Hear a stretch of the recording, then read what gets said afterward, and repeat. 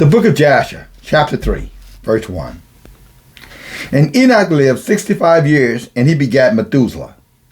And Enoch walked with Elohim after having begat Methuselah, or he fathered Methuselah. And he served Yahuah, and he despised the evil ways of men. And the soul of Enoch was wrapped up in the instruction of Yahuah, in knowledge and in understanding, and he wisely retired from the sons of men and kept himself away from them for many days.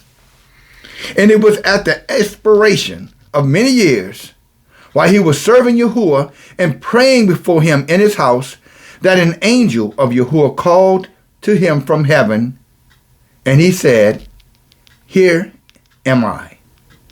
Verse 4. And he said, Rise and go forth from your house and from the place where you hide yourself, and appear to the sons of men, in order that you may teach them in the way in which they should go, and work which they must accomplish to enter into the ways of Elohim. Wow. I'll read that verse again. And he said unto Enoch, Rise, go forth from your house, and from the place where you do hide yourself, and go before the sons of men, in order that you, Enoch, may teach them in the way which they should go, and the work which they must accomplish, to enter the kingdom of Elohim, or the ways of Elohim, Yahuah. And Enoch rose up according to the word of Yahuah, and he went forth from his house, from his place, and from the chamber in which he was concealed. And he went to the sons of men, and he taught them the ways of Yahuah. I'll say this again. I'll repeat it. And he taught them, not the New Testament, not the way of Jesus, not the way of Paul, not the way of Buddha, Muhammad, Allah, Krishna, Yahuah, Lucifer. He taught them the ways of Yahuah. And at that time assembled the sons of men. That's why we have weekly Bible studies. And acquainted them with the instruction of Yahuah. Not the New Testament, not the Book of the Dead, the Torah. And he ordered it to be proclaimed in all the places where the sons of men lived, saying, Where is the man who wishes to know the ways of Yahuah and good works? Let him come to Enoch. And all the sons of men assembled to him. For all who desired this thing went to Enoch. What thing? To learn the ways of Yahuah. And Enoch reigned over the sons of men according to the word of Yahuah. And they came and they bowed to him and they heard his word. And the Ruach of Elohim was upon Enoch. And he taught all his men the wisdom of Yahuah in his ways. To Isaiah 56, and they say, My ways are not your ways, my thoughts are not your thoughts, brothers and sisters. It's exactly why it's stated and written that way. Because Yahuah wants us to understand his way. And the way we think, naturally, contradicts the way Yahuah thinks. Because he thinks holistically. We think selfishly, he thinks holistically. We have to learn his way to fight against our own way, so we don't get in the way of all the things that Yahuah has set aside for those who love him, those whose hearts are perfect towards him. Is that not what Isaiah 64:4 says? Eye has not seen, neither has ear has heard, neither has it entered to the heart. What it means, the mind of a man, the things that Yahuah has prepared for those who love him. Hallelujah. And now you should already have your hammer and saw. But we got some more work to do. Let's go on. Verse 8. And the Ruach of Elohim was upon Enoch, and he taught all his ways, all the men the wisdom of Yahuah and his ways. And the sons of men served Yahuah all the days of Enoch, and they came to hear his wisdom. And all the kings of the sons of men, both the first and last, together with their princes and judges, came to hear Enoch when they heard of his wisdom. And they bowed down to him, sort of like Sheba did when she heard about the wisdom of King Solomon. And they bowed down, or they humbled themselves, is what it's really saying. And he also required of Enoch to lead them, or to reign over them, to which he said, I'll do it. Verse 10. And they assembled in all 130 kings and princes, and they made Enoch king over them. And they were under his power and command. And Enoch taught them wisdom, knowledge, and the ways of Yahuah. And he made peace amongst them. And the peace was throughout the earth, the entire life of Enoch. And Enoch reigned over the sons of men 243 years. And he did justice and righteousness with all of his people. And he led them in the ways of Yahuah. Shalom, brothers and sisters. I thought this would be a very good place to share this particular lesson around who was Enoch, why was he sent, who taught Enoch, and what was his message. We're living in a time now like no other time in the history of mankind. We're dealing with things that our forefathers would not have been able to comprehend, because we're dealing with a collective. They were able to see things in partial things, pieces of things. Yeah, some of them knew about the aborigines. Some of them are dealing with giants. Some of them also recognized that, these giants had all kind of magic. These kings and these conjurers who supported these kings, these counselors, they all were magicians and sorcerers, and they could do things. They could tell about things to come. Couldn't quite tell what it meant, but they knew whatever it was would be a threat. And many times, more times than not, the king would hearken or listen unto them to try to grasp what he was hearing, and then take whatever action he deemed necessary, if it was in his, power, to either encourage those behaviors or try to put up walls to fight against it. But here in this day and time, it surpassed that knowledge. We have what they call artificial intelligence. Y'all know what I'm talking about. And there's nothing artificial about it, by the way. But we have artificial intelligence. And this intelligence now thinks for men. It picks up men's algorithms. And it is able to not only dictate to men, but it's also able to manipulate man by telling him what he's thinking before he has any time to have any clarity around his thoughts. You heard me mention a moment ago when Enoch came to teach, or read a moment ago where Enoch came to teach the sons of men. The reason he taught them the sons of men, because men needed to know the ways of Yahuah, so that they would not instinctively or selfishly ravage each other. And so he came and he helped to discern that for them. He helped them to organize their thoughts, organize their behavior, to set up a structure or a Torah. And they embraced that truth. And they had peace that whole time. Well, now in this day, instead of us having the word of Yahuah, or the man of Yahuah, the singular man of Yahuah, We have many voices that are proclaiming to be the voice of the Creator, the Almighty. And all of these voices contradict with each other. This voice say that, this, and this voice says that. I could get into all of the politics of what we know as religion. Or better, even more so, the church, the camps, etc. And because they are the same conjurers that these kings were listening to in the ancient times all the way up to the present time,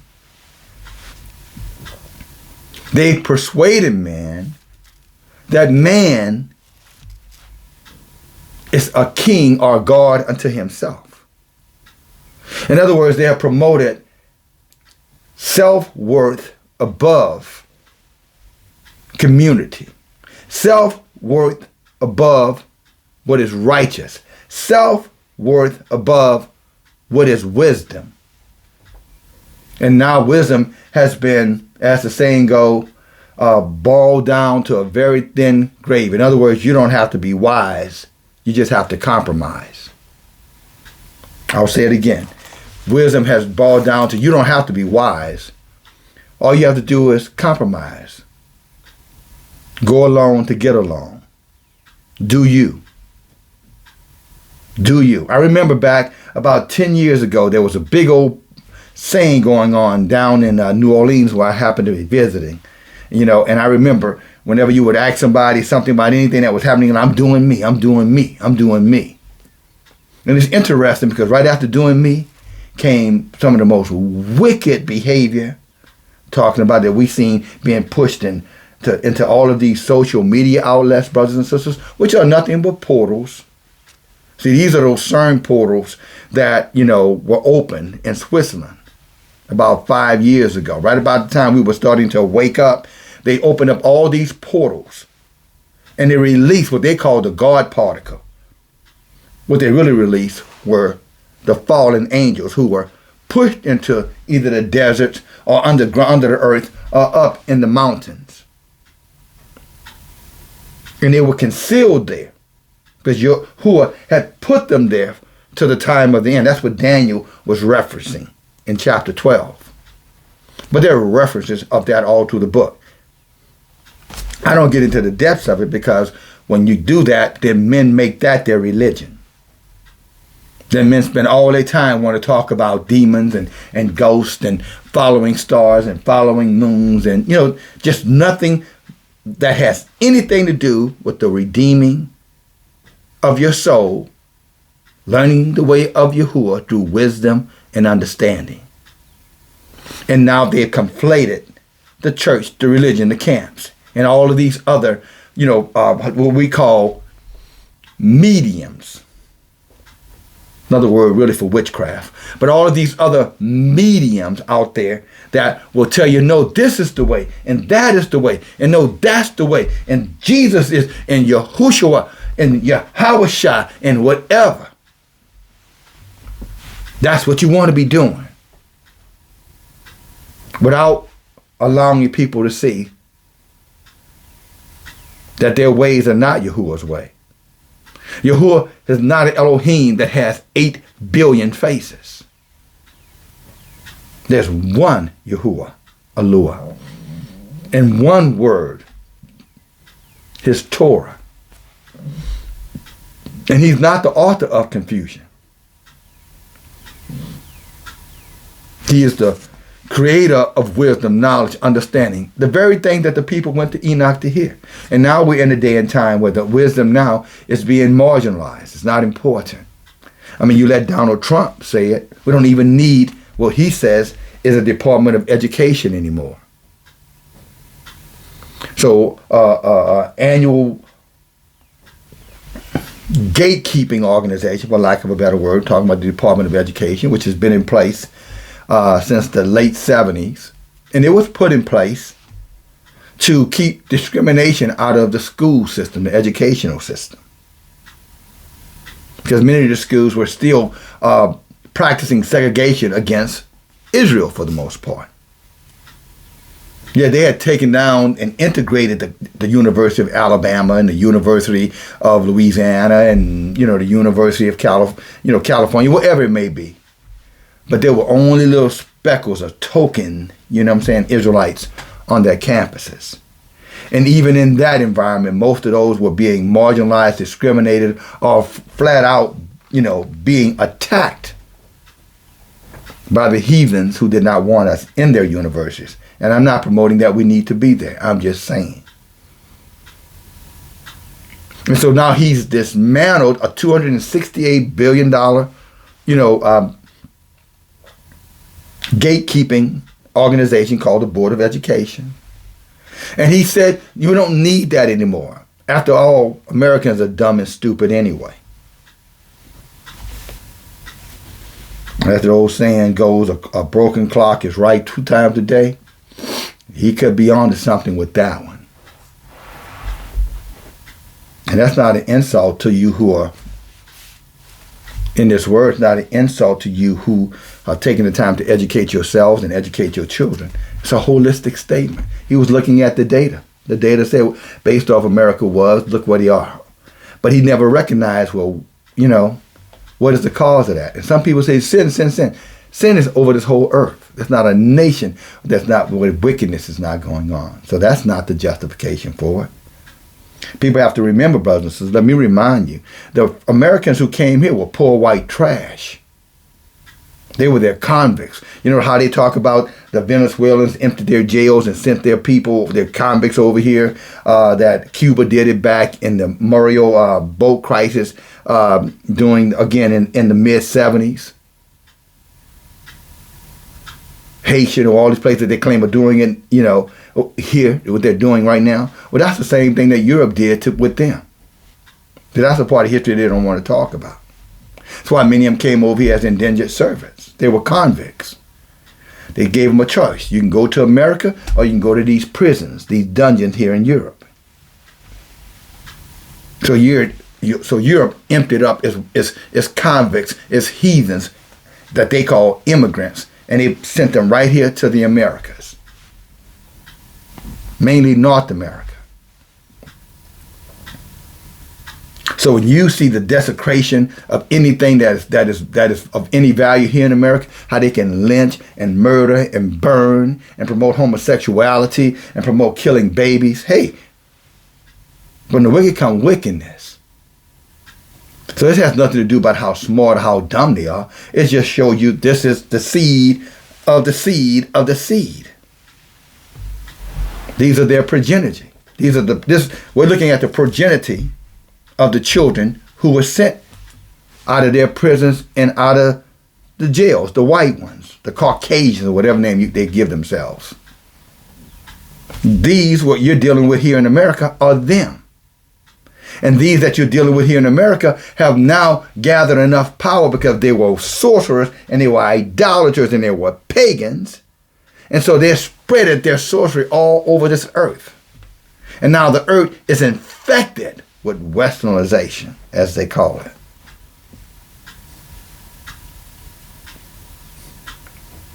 See, our book says, shall there be a secret and I not reveal it to my servant the prophet?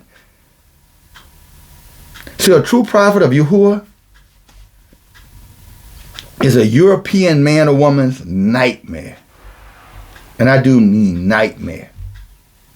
They will go to any means to cut us off, destroy our voices. In some cases, to buy our voices. Think Jesse Jackson, Al Sharpton, Whoopi Goldberg, Tyler Perry, Steve Harvey. I can continue, LeBron James. And what they can't buy off, they undermine them.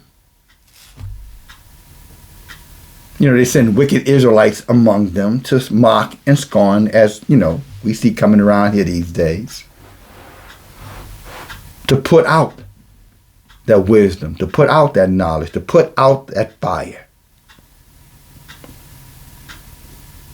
But what these idiots, these convicts, these pedophiles, rapists, murderers, colonialists, colonialists, enslavers. What they don't know, and what they never will know, is the strength of the chosen of Yahuah. They have an inkling that there's something unique and about Yasharel, but they're not quite clear what it is. But they do know that whenever we start to cooperate, we start to align ourselves, we become a threat unto them. Or at the end of the day, they can't really get anything done for themselves unless they're able to gather us in small patches and place us strategically in the areas, that they need our strength. And then when they're done, they just throw us right back out there. You know what I'm saying? To the rest of the crabs. So they get the best crab. I guess they get the blue crab. Not talking about eating that abominable thing. And then when they finish with the blue crab, they just throw them right back out there with with the everyday crabs. Because any of you who sell yourself out to the heathen for whatever, loot or whatever privilege that they were willing to give you, you're nothing better than a useful crab. And that's being kind. But I digress. So he dismantled, talking about Trump, the Department of Education. He says, let it go to state rights. And I'm going somewhere with this. He said, let it be about the states. And most people sitting there, especially Israel, because, again, if it don't shine, if it don't sing, if it don't dance, we pretty much don't have any, interest in it. Again, when I say this, brothers and sisters, I want to be clear because I'm not going to keep saying it. I'm not talking about all of us. Obviously, I'm not talking about me. I wouldn't be here if I was one of them. I don't give a damn about their shiny things. I don't give a damn about their songs, their dances, their festivals, their feast days, their holidays. I don't give a shit about any of it. I only care about my brothers and sisters, and I care about Yahuwah's word. Period. Everything else, that's Yah's doing. And I truly believe, I don't use the word no weapon formed against me or the words no weapon formed against me will prosper. Yet, I'm sitting around talking about suffering all the time. I'm sitting around talking about I'm cursed. I'm sitting here talking about I'm in captivity. Yet I'm over here saying no weapon formed against me will prosper. Well, if I'm professing to be in captivity, I'm professing that it's okay for me to be sick, I'm professing to be a cursed people, then what the hell am I professing Isaiah 54:17 for? So no, I don't count myself with the masses who say one thing but do something to the contrary. I actually believe what I say when it lines up with Yahuwah's word, I'm saying. Which is what Enoch did. He learned the ways of Yahuwah. He got his wisdom, he got his knowledge, and he took time, and he meditated. 65 years of his life. And then when he finished those 65 years, what did he do? He went out to his people. And he asked a simple question. Who are they who want to know the ways of Yahuwah? Let them come unto me, Enoch. So he could teach them Yahuwah's way. And because Yahuwah does not change, that's still happening today. That's why men like myself have been sent. That's why this platform has been created. For that very same reason that Enoch's platform was created. To teach, inform, and educate. Now, whether our people are as wise as the men were in Enoch's day, the judges, the princes, the kings, the everyday man, only time will tell. Because they didn't balk, they didn't run, they didn't accuse. They just said, hey, teach us. We want to know. And he did exactly that. Again, for 240 some odd years. And guess what? They were blessed. They had peace in the land. He taught them the ways of Yahuah. He taught the men of the earth the ways of Yahuah. Not their ways, Yahuah's way. In the day, what is being celebrated? Oh no. The heathen's way. The way of man. Your way. The way of self. All in direct contention to Yahuah's way. Because you can't say you're doing your thing and then serving Yahuah at the same time.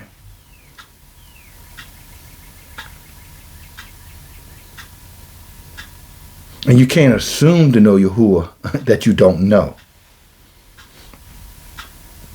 That's called self-deception. Called reprobate. There's only one way to know Yahuah. And that is through his Torah and through his messengers that he has sent to ensure that his Torah is being not only understood, but properly applied. So there be no schism among the people. So we're not out here chasing Passovers and harvest moons and equinox and all this other crazy, just futile, empty nothingness. Enoch didn't teach that. What Enoch actually taught was the history of man. He started in the garden and he worked his way all the way to what the world knows as the white throne judgment. Daniel 12 and 1 and 2 talks about. He taught from that to that, from the beginning to the end. He talked about what would happen in the days of Noah. He talked about how the fallen would come down here and interact with women and sleep with women and produce a whole different race of people on this earth. I was in correspondence with one of our dear sisters, A.O., that's all I'll say. And, and there was some dialogue there. And through that conversation, we're talking about all these people are not really people. And there are others I've had conversations with. And if you've been following this channel, I've said that a long time ago. There are a lot of people that you think are people that are not people. Yeah, they have two legs and they poop and they pee like you do, but what's in their bodies, not human. They're serpent people. And I'm not talking about no devil either. Get that out your head, Christians. I'm talking about, cold-blooded mammals.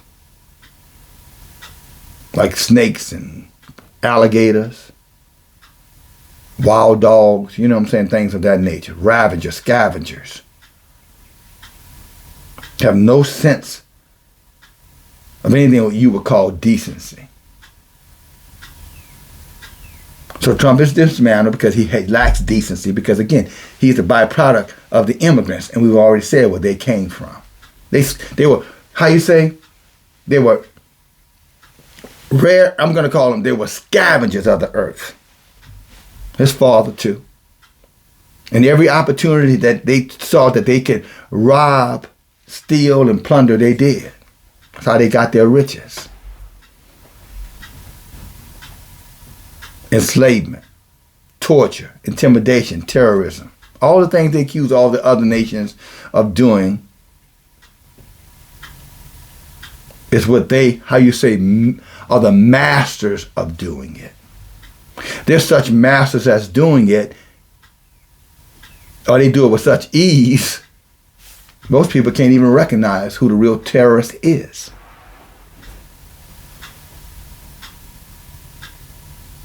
It's exactly why in the book of Deuteronomy, Yahuah said, their ways are not our ways. Learn not their ways, better said. Listen not to the hearken not to the nations that in the land for which you shall live, because they are sorcerers and divinators.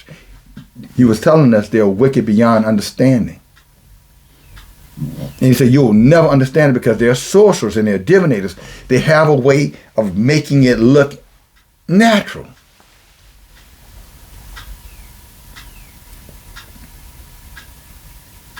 And because we don't know the ways of Yahuah, for the most part, We either go along or we just docile. We just like accept it. Like, well, ain't nothing I could do about it.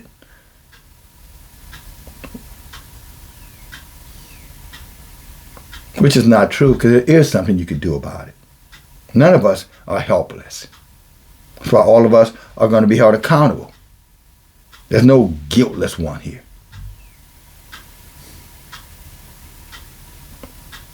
It's exactly why, again, when Enoch said, who are those who want to learn the way of Yahuah? Come to me. So he taught them about the fallen. He taught them about, what they looked like. He taught them about, who came up with, certain, sorcerous, divinating, traumas, pretty much all the things that you would read in Deuteronomy chapter 18, brothers and sisters, starting at verse 9 to verse 12. He broke it down for them. He made it simple. He said, these are the origins of these things. I'll get to that in a moment. But this thing on Trump, I want to make sure we understand what is happening. See, the heathens are enraged now. Psalms chapter 2 talks about it. But they're enraged now. So because they're enraged, now they're going to go on scorched earth mannerism. That's going to be their way now. Scorched earth, or they're going to destroy and they're going to tear down everything under the name of building back better, bigger and better. BBB. Build bigger and better. Smart cities. Whatever they have to say to keep the lesser learned among the earth, the uneducated ones, okay? Say it clearly again. To keep them in ignorance under the guise that we're going to make America great again. Look, no, we're going to do this. We know or they're using over in what is it? Switzerland, wherever they're holding their World Economic Forum. No, we're going to have a renewed earth. We're going to have a one world, new world order. Where everybody, will be held accountable, and we'll use credit scores, and we'll use facial recognition, and we'll use all of these, resources to make the world a better place.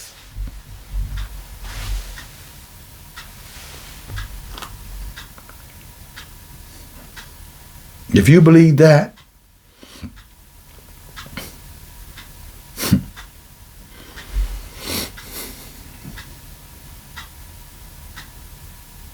I'll just say it easy. If you believe that, you're in some serious trouble.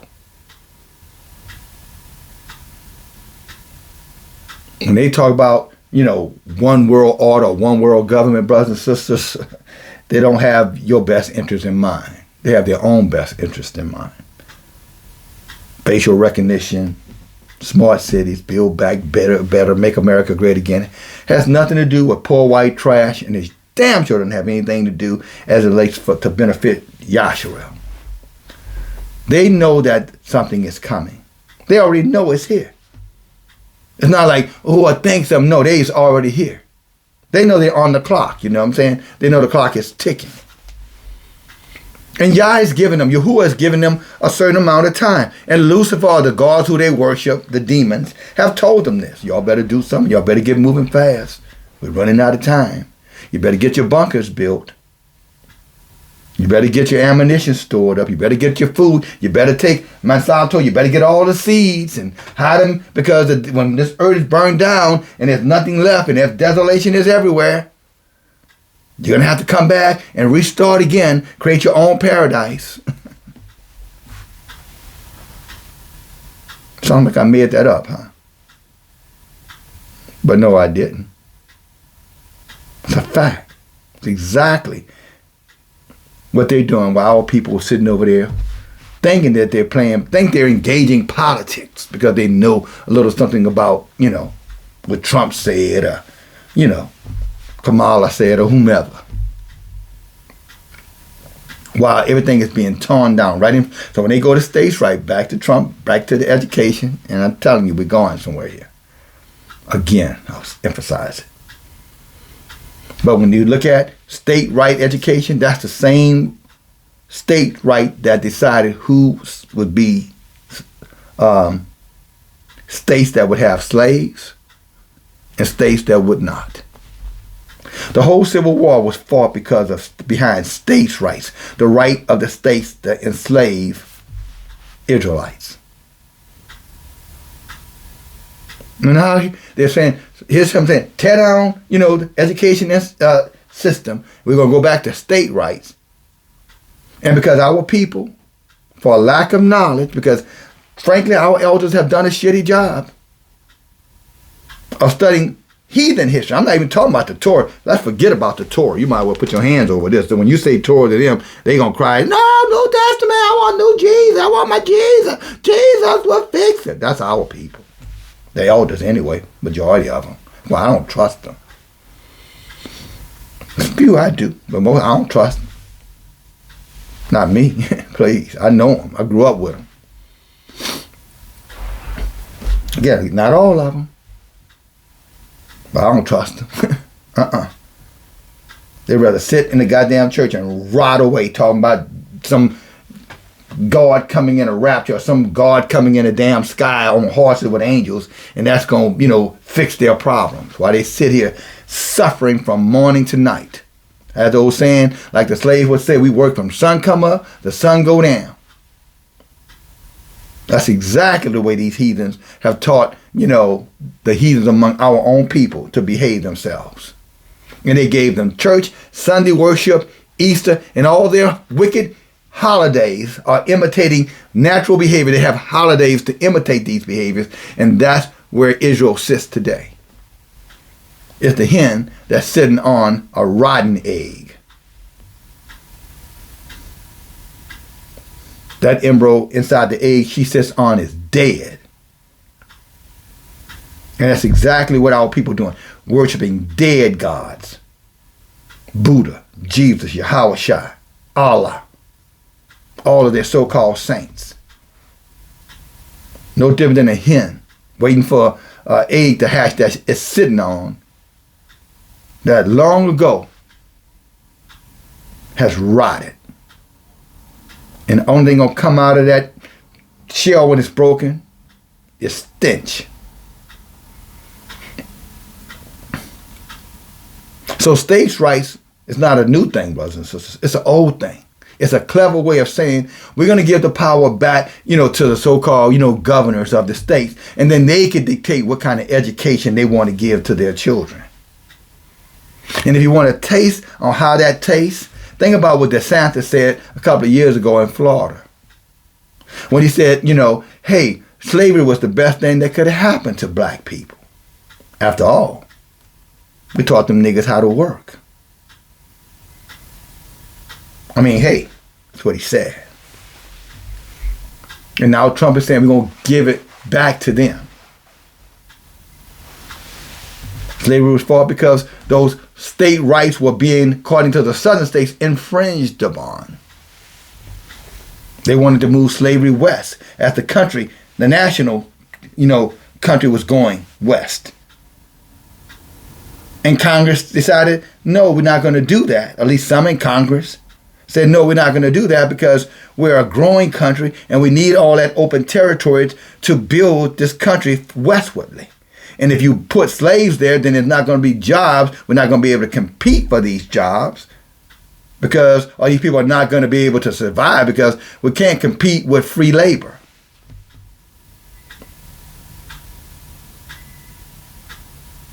That's what it in the Constitution, Section 1, Article 2, or Article 2, Section 1 says when you were considered, 2/3 of a human being. When they did their census. Talking about you, Yahshua. Still in the book, by the way. Still in the Constitution. I may copy and paste it and put it and pen it just so you can read it for yourself. I will do it. It'll be there. So when they say states' right, they're really saying subjugate you back to a form of, into an environment where you're no more than cattle. Just so you know what their intentions are, Yahshua. So when he's dismantling the Board of Education, he's really saying, no, we're going to give this back to the governors, and we're going to let these states decide what to do with these niggas. And trust me, they don't have your best interest in mind. See, a righteous woman, a righteous man, she ain't no damn nigga.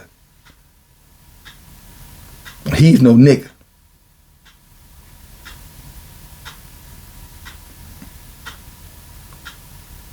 They're like Malcolm. When Malcolm had the mentality, he said, look, somebody put their hands on you, do whatever you got to do to send them to the cemetery. I agree. I concur. And am I implying that we're going back to enslavement? No. I'm saying that's what their intent is. And if Yahuah did not intercede, that's exactly what they would do. What do you think they built all these FEMA camps for? Somebody got to go in there. Somebody got to do the work. And the show's not going to be their lazy asses. When they say build back and better, they mean on your backs, Israel. While you're sitting over there aloof and, thinking about the next holiday or trying to figure out, who you going to pray to. Well, no, it's got to be Jesus. Jesus, no, it does not have to be that. That's what your brain is telling you. You've been programmed to that. All people that know nothing about no damn Jesus. If they did, they knew he was Satan. Or better yet, they probably knew he was Tammuz, or Jaro, or Dagon. They knew exactly, Moloch. They knew Baal Peor. They knew exactly who he was. It's exactly right in First Maccabees. It was written clearly that our ancient ones would have never worshipped the heathen gods. They knew better. And now in this present day, with all of this supposed knowledge, what are our people doing? Exactly what our ancestors would have never have done. The Torah writes completely, conclusively, there is only one Savior, only one Redeemer for Yasharel. There's only one book of instruction for Yasharel, the Torah. And it's printed and given on heavenly tablets, and it's established forever. I mean, never would it be in, and never would it end, and never could it be replaced. You follow this channel, you've seen me, and you've heard me read that too many times for me to waste your time to read that again. But you can go to Jubilees chapter 2, start reading at verse 29, read on down. Or matter of fact, verse 22, read on down. But you can go in the Torah, Deuteronomy, and read about it. Chapter 6, chapter 28. Say you keep the Torah, you're going to be blessed. You reject the Torah, you're going to be cursed. It's that simple. You keep the Torah, you're going to be blessed. Reject the Torah, you're going to be cursed. And what are all people going around telling everybody? Reject the Torah. And then going complaining about why we cursed.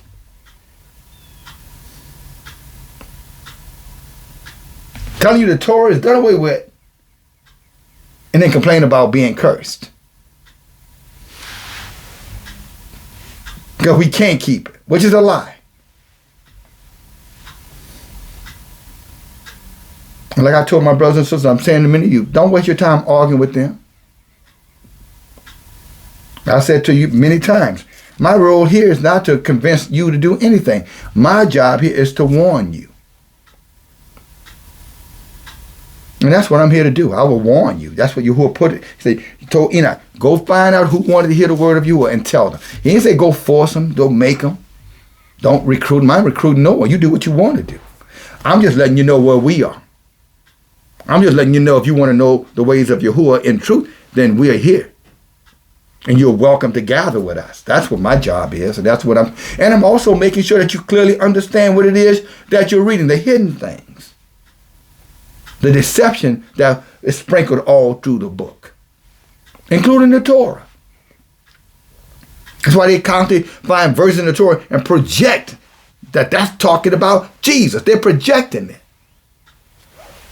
If there was no New Testament, no one would ever be even thinking about anything like that. You'll be reading Isaiah 7, 9, 53. The word Yahuah would never even come to your mind. But it's the book of sorcery. So they took that book, the New Testament, and they created that sorcery. And then they took and planted little things throughout the Torah, just as Maccabees chapter, 1 Maccabees 3 and 48 said they would do.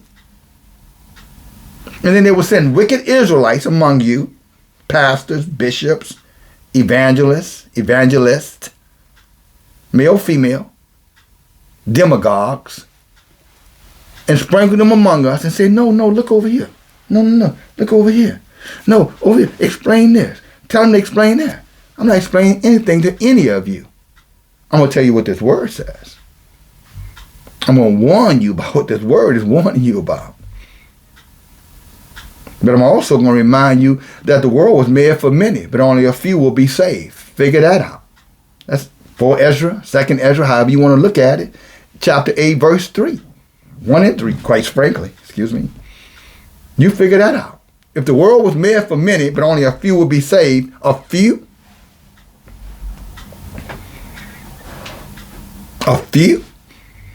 will be saved?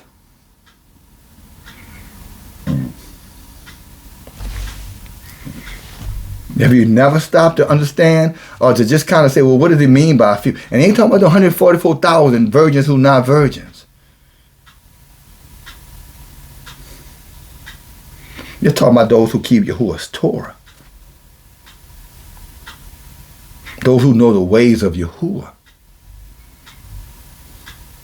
Those who love Yahuah with all their heart, all their mind, and all their strength, and they're not going to serve any other Elohim. They're not even going to consider it, period. When y'all pull those blinders off our eyes, we were not stupid enough to pull them back over our eyes. And I'll say this. If you're out there and you're in the New Testament, then you're going to believe everything you hear from Trump. You're going to think Trump is a hero. Trump is the man. He's talking against men and women's sports like that. What is that? Who gives it? Seriously, brothers and sisters? You think that's our problem? Israel, you think that's our problem? Men playing women's sports. You really think that's the problem we have? And a big old conversation about men playing women's sports, but nobody's saying anything about, the perversion of homosexuality. And how they're pushing that into schools. And even Trump, well, it's a states' rights, I'm not going to get involved in that. Killing innocent babies in their mother's womb. Oh, that's the states' right, I'm not going to get involved in that.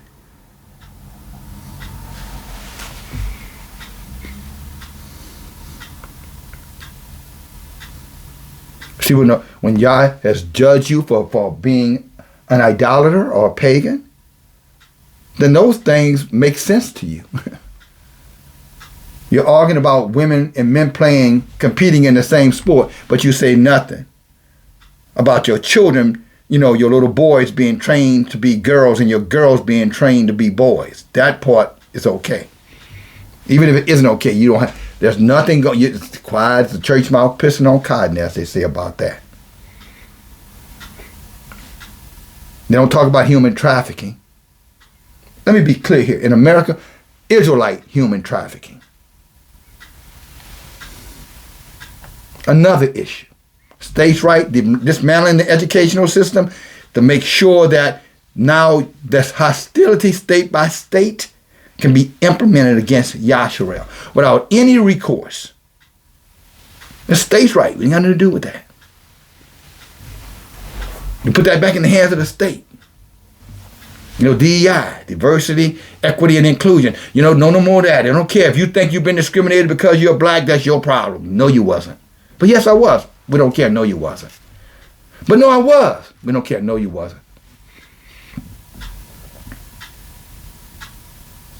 We're not going to be doing any kind of special program to help you because of the color of your skin. So that's what they use.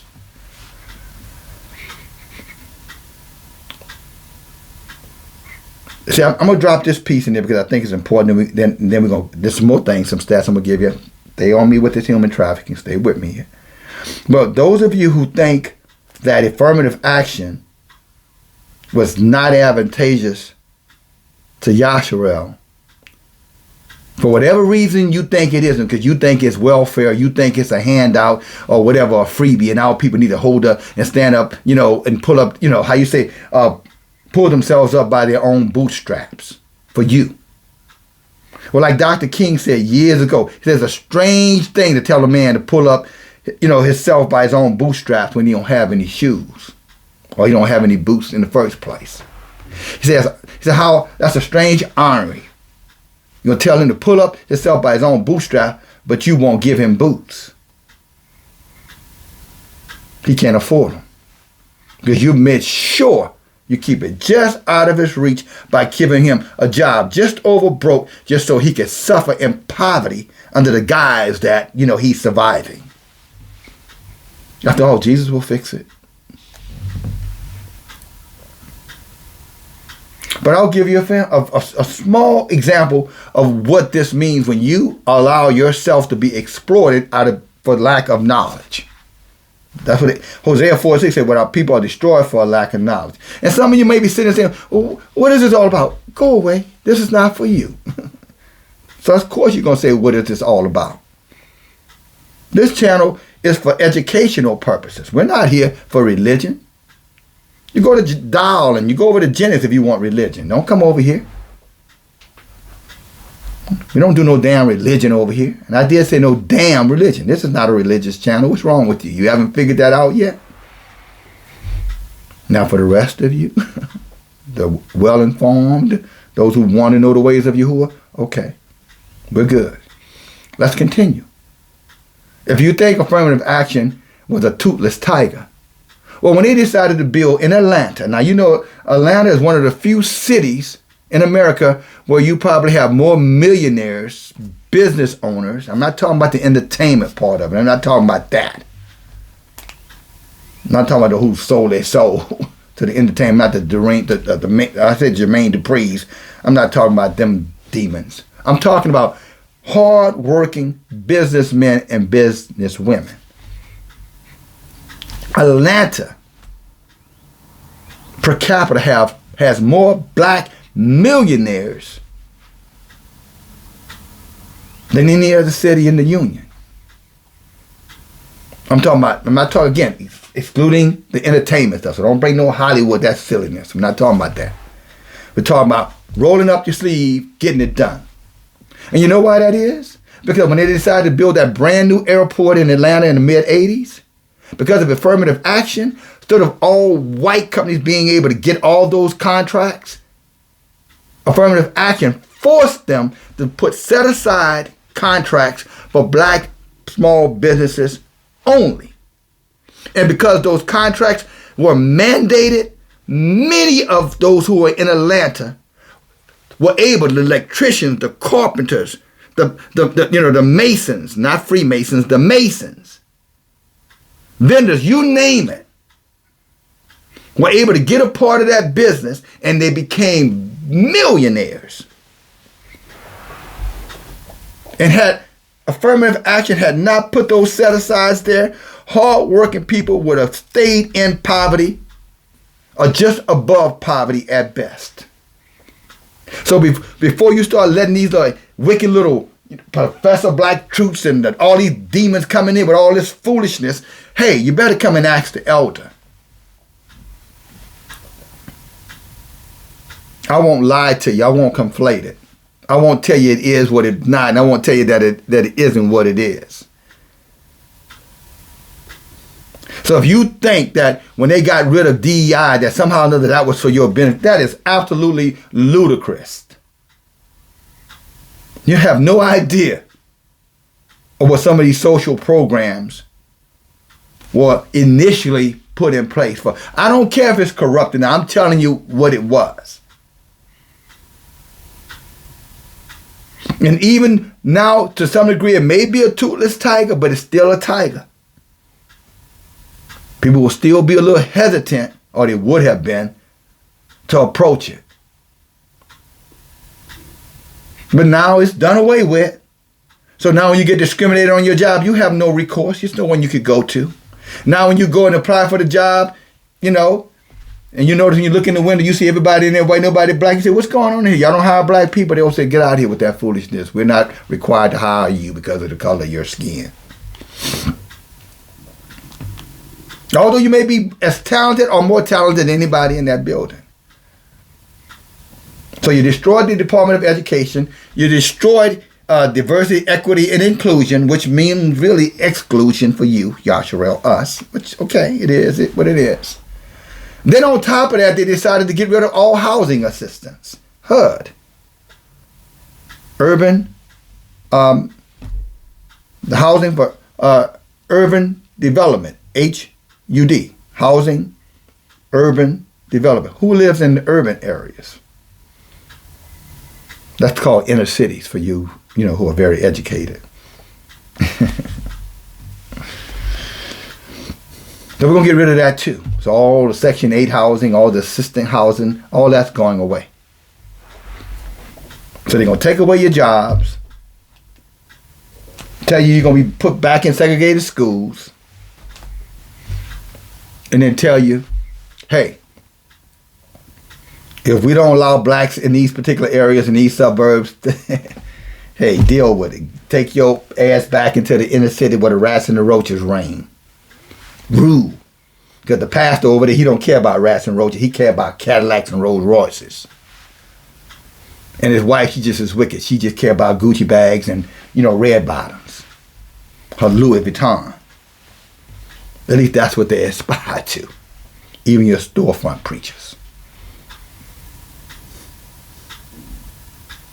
All this stuff is happening in real time. And where's Israel?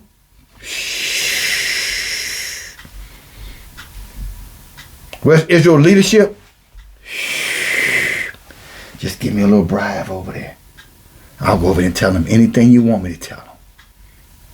Just make sure you put a little money in the coffer, right, Roland Martin? Put a little money in my coffer, right, L. Sharpton? Come on, put a little money in my coffer. Right, Tyler Perry? I'll give you another, black on black hateful movie. I know y'all just love to show how wicked we are. Y'all love me to put that on the screen, don't y'all? Make y'all feel good about yourselves. I don't care how bad you are, at least you ain't worse than a nigger. Best thing ever happened to America is the people whom they so-called niggers. And every time they get in a damn jam, they seem to want to find where the niggas at.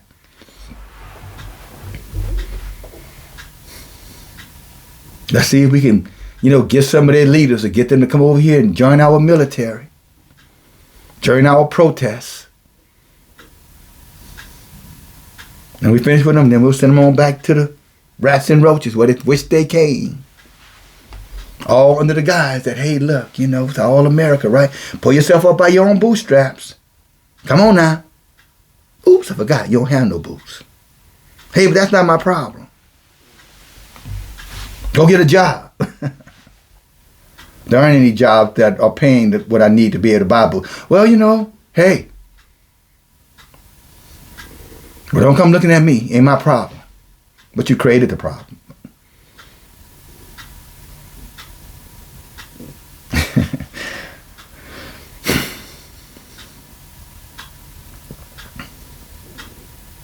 That's where we are.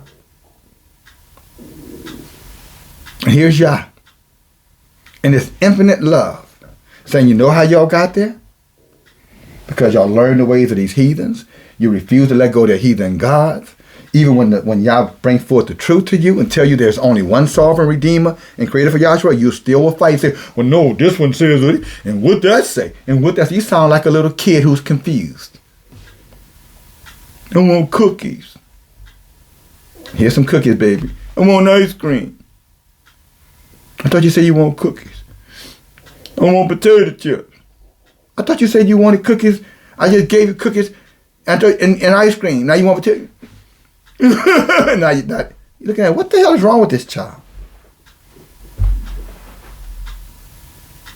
That's what y'all saying about many of you in Israel. What's wrong with you? What's wrong with you having a sovereign Elohim Yahuah to yourself? What's wrong with you being called chosen? What's wrong with you being called the apple of Yahuwah's eye? What's wrong with you being called the light of this whole dark world?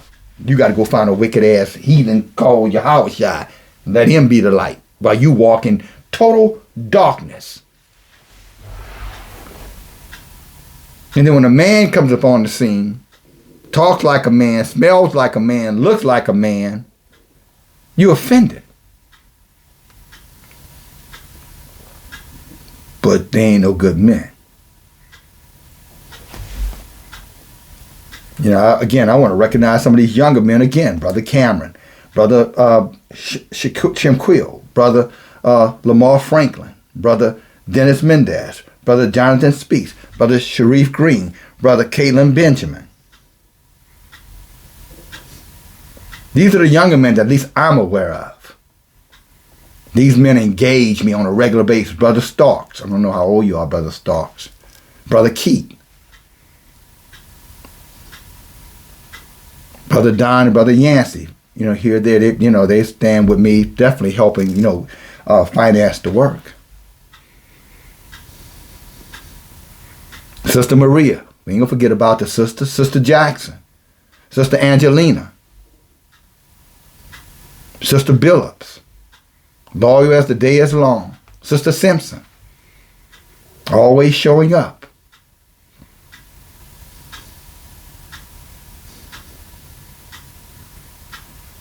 And others who actually give a damn. Sister Tammy, Sister Arusha, a new younger sister.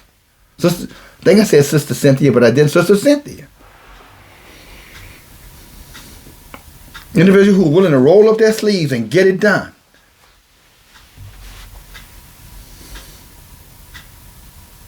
But yeah, I'll shout them out because they're worthy of being shouted out.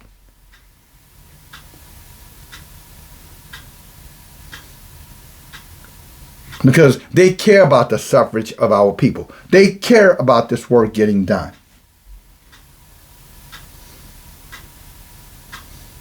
And yeah, they're shunned too, I'm sure, by most people who are supposed to love them. Sister Coke, Sister Owens.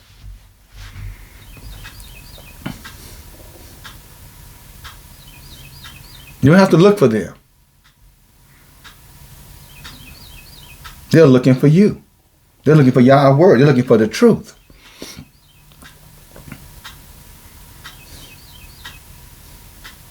But when this book says Yah's people are destroyed for lack of knowledge, it goes right back to what I read earlier. Who are those who want to know the ways of Yahuwah? Because again, if we learn his ways, which is totally integrated into our Torah, integrated into this Torah, then there's no weapon that is formed against us that will prosper. Absolutely none. It doesn't matter what's coming, because a lot is coming. The old saying, death rides a horse. And he's on your trail. On each and every one of our trail. It's called a cemetery. The question is, what's happening once you get there? Who's going to await you?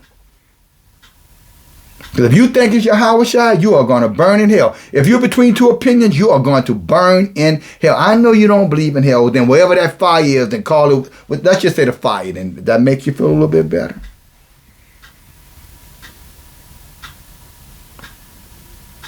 So whether it be hell, where fire is coming from, or the pit, where fire is coming from, or the ditch, the open ground, wherever it's coming from, you will be there. And you'll remember, you had a chance not to be there. You had a choice.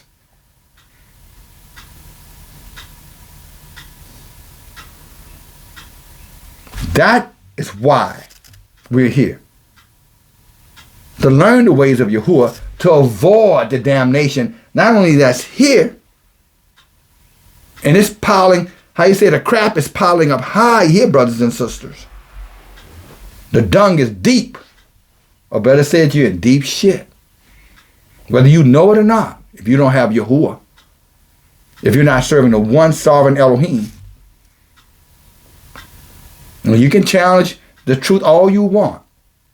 You can claim this person wrote the Bible. You can claim that, we are dumb and we are ignorant. We don't know. You can say whatever you want. You're not changing a damn thing.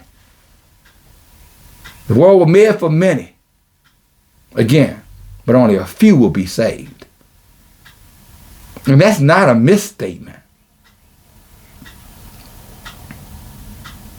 What did Isaiah 1, chapter 1, verse 7, 8, 9 says? That if it were not for the righteous remnant, this earth would be like Sodom and Gomorrah. The only thing that's keeping this thing from falling down is the few of us who are in this tour, those who woke up right about 2019, right before they decided to put everybody to sleep. 2020, you know what I'm saying? They said, we got to put them back to sleep. We can't have them coming into the knowledge. We got to put them back to sleep.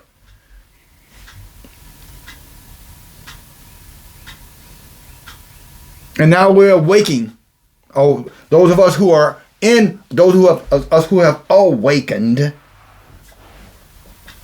are being marginalized and criticized because we refuse to be enslaved with religion.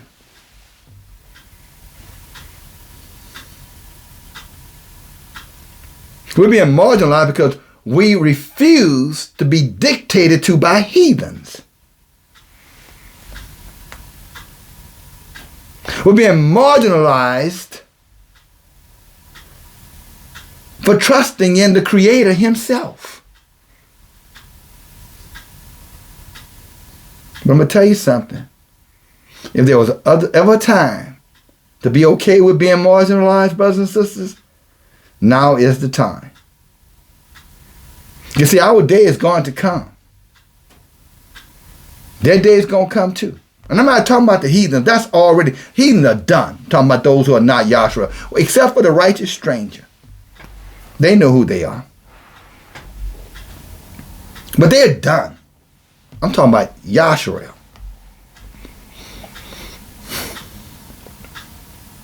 When Yahuah finished what he's going to do to many of our people in Yahshua, it's going to make what happened to Korah, Nathan, and Abiram look like a walk in the park. You know, when y'all opened up the earth and dropped them into that hole and then threw fire on them. Isaiah talks about it in Isaiah 66 verse 24. That their fire, their torment would never be quenched. So let them marginalize us, brothers and sisters. Take it. Hey, I'll tell you what, feel good to be ostracized. Because that means you're part of the few.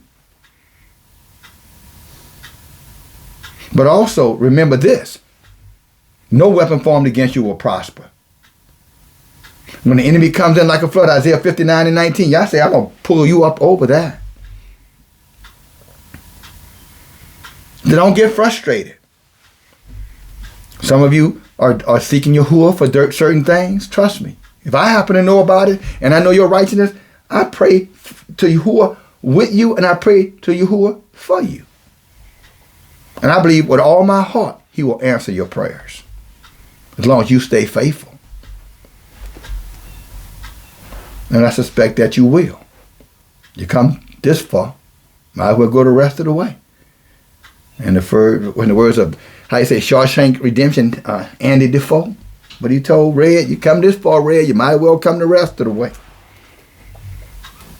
So I believe that if you come this far, you subscribe, you're part of what's happening here, you're not going to turn back. You can take the heat. You know what fire in your heart is like. You have resolve. And I'm happy you're here. But as Enoch said to them, who want to hear the word of Yahuah. He didn't say that to them because he wanted to have some type of religious crusade. That's what Israel's used to. Let's have a crusade. Let's have a convention. Let's have a parade. Let's have a festival. But let's not talk about change, though. We don't want no change because I'm not giving up, my pork. And I'm not giving up being a whoremonger. I'm not giving up being a whore. I'm not giving up being a pagan. Got to have me some Jesus, some Yahuah, no matter what.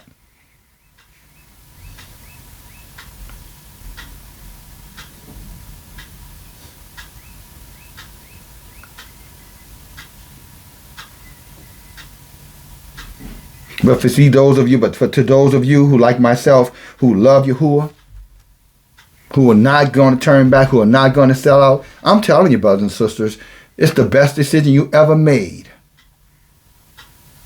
This whole world is about to be destroyed. Everything in it. You know, I mentioned a moment ago about human trafficking. Do you know, and maybe you do, anywhere from 60,000 to 100,000 Israelite women come up missing in America every single year, and nobody says anything about it. They come up missing, just poof, gone. Not, if they are murdered, it's not on the vital records anyway. They're just gone. They called the Uber and they went away. They went to the club and never came back. They went on vacation. I guess the sharks got them.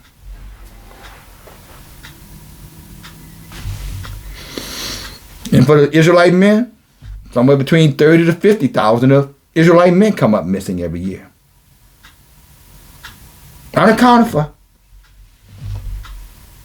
I'm sure they're in the trade too, probably in the organ trade. You know, your organs, you know, your kidneys, your liver, your heart, your eyes. Think about the movie Get Out. Remember Get Out? How they were doing auctions for the man's body parts? See, they'll tell you about Get Out, and they'll tell you about the wicked little heathen, you know, white female who was seducing all of these black men and black women. And how he was in the sunken place. They'll talk about the sunken place. Brother, you're in the sunken place. The movie was about organ trafficking. Organ trafficking. Get Out is about organ trafficking. And who wants your organs?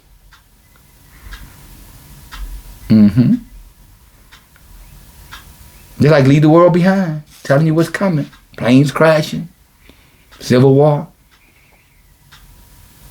EMP strike, all your power going down.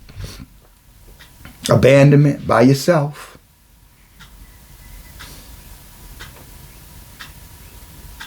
Art imitating life.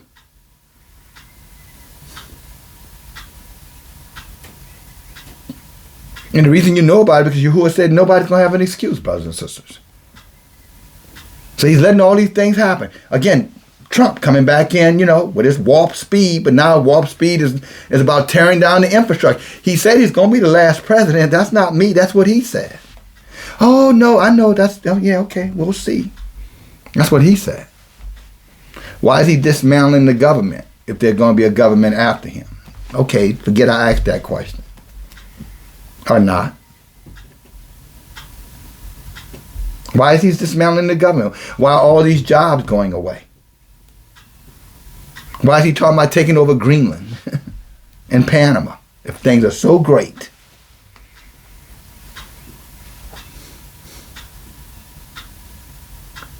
Why is he talking about state rights again? Somebody got to come out there and put them chains on you again, Israel. Those of you who are trusting in, again, like our most recent ancestors, they love Jesus so much, they still got many of you out there talking about Jesus is your Savior and Jesus is your Redeemer. That's like a bull with titties. I mean, it's amazing to me. And I don't mean no disrespect because I was there too. I'm talking about the believing in the Christianity doctrine, or not Christian, but believing in the New Testament. You know how strange that must look to the heathens? Like, don't they know we use this to enslave them? Don't they know we use this stuff to murder and maim them? Don't they know we use, Christianity and the New Testament to colonize them? Same thing with the Quran. Don't they know we use all of our books to make them indentured servants? Colonization. I'm not talking about, the ones who came from Ireland and Italy. Honorary wives, not them. They're just as white as white folk now anyway, so, hey. But how strange it must look to them when the Ku Klux Klan is a Christian organization. Goodness gracious. Donald Trump is a Christian. Kamala Harris says she was one too, while she was promoting, reproductive rights. And we know what that means. She wasn't promoting it to East India though, not where her folk from. She was only talking about your folk, Israel. She's talking about you to kill your children. She wasn't talking about Indians who got a 1.4, 1.5 billion Indians. And your numbers are less than 30 million. She was telling you to kill yours, not her people to kill theirs. But because she's a Sorah, she's my Sorah. She's the first black woman. You were willing to sell your children's future. Many of our brothers and sisters. If that's not something to repent of, then you got real problems. And your problem is hellfire, is what I'm saying. I ain't telling you, no, you have problems. You better sort it out.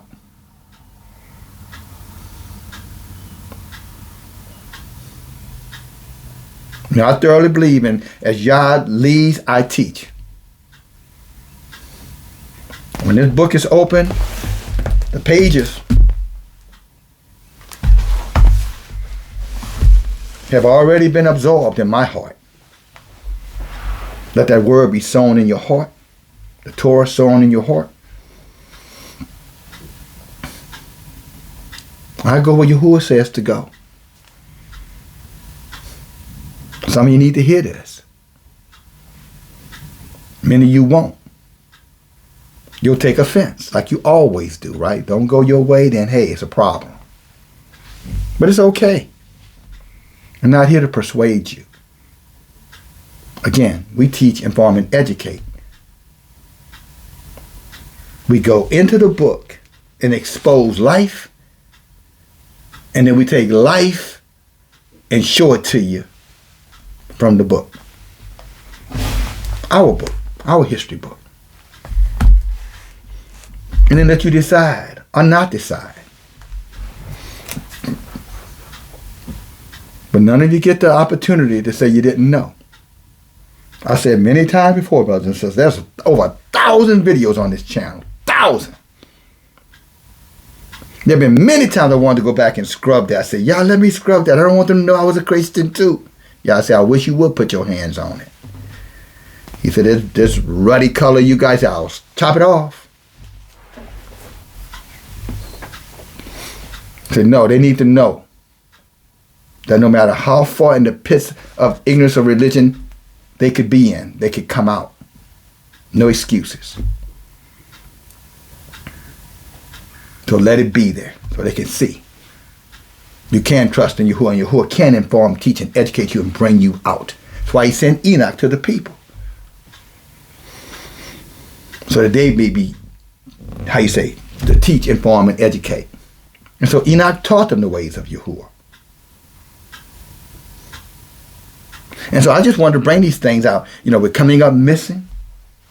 They're snatching every benefit away. They're encouraging now, Jim Crow laws, segregation laws, vagrant laws, black codes. They're re-empowering the slave catchers. Many of us know them as police in the military. Just tell them, just do whatever you want to do. No accountability here. If one of the daughters of Zion act a fool, just crack her head open. If one of the men of Zion act a fool, crack his head open. You're not going to get in any trouble for that.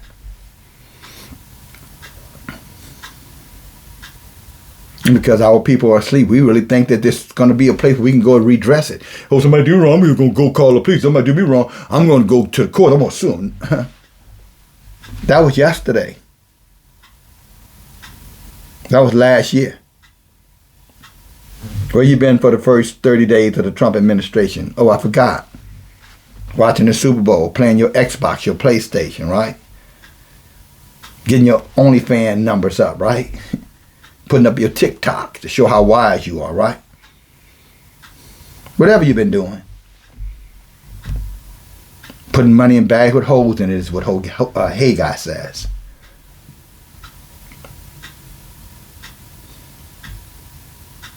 All distractions to keep you from coming into the knowledge of the truth. And the truth is, we're about to be judged. And you, Yasharel,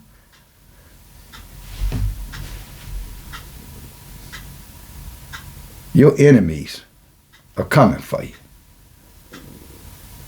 You're going to have 3 guns, 5 guns. You can have 1,000 guns.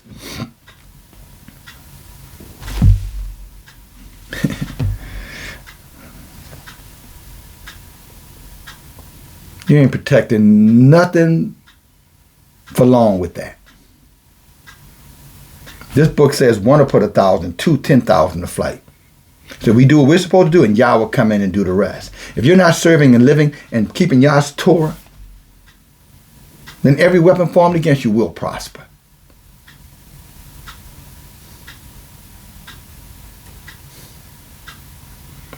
You want to believe in their heathen gods, their heathen redeemers, then you go over there. Been dialogue with someone yesterday via email.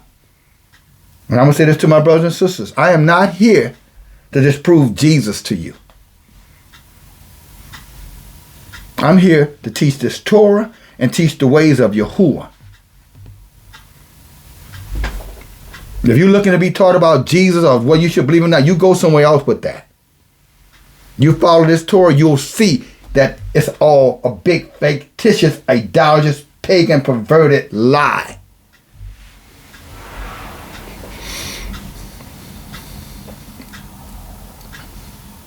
And secondly, I've taught it enough anyway. There are hundreds of videos out there where what I've taught against that pagan, demon, heathen, howling, moaning, demonic.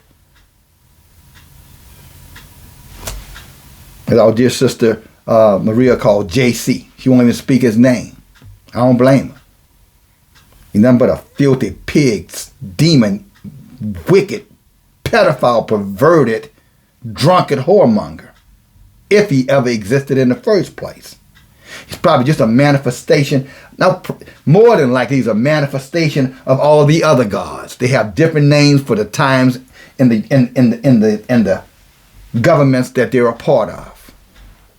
This entity been around a long time, whom they call Jesus. I'm talking about the melanated one. His image and his likeness I'm talking about. It was a demon then, and it's a demon now. And you're being played a fool if you believe in that.